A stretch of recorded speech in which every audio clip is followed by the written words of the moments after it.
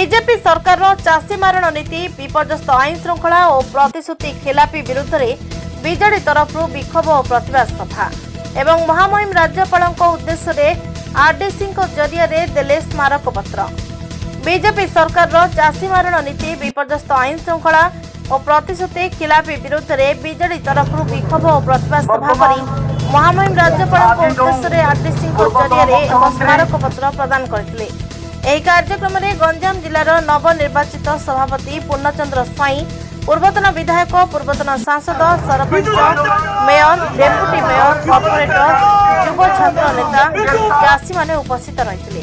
ସରକାର ଯଦି ଏସବୁ ଦାବିଗୁଡ଼ିକ ପୂରଣ ନ କଲେ ଆଗାମୀ ଦିନରେ ବିଜେଡି ରାଜରାସ୍ତାକୁ ଓହ୍ଲାଇବ ବୋଲି ବିଜେଡି ସଭାପତି ଭଗବାନ ଗନ୍ତାୟତ ଚେତାବନୀ ଦେଇଛନ୍ତି।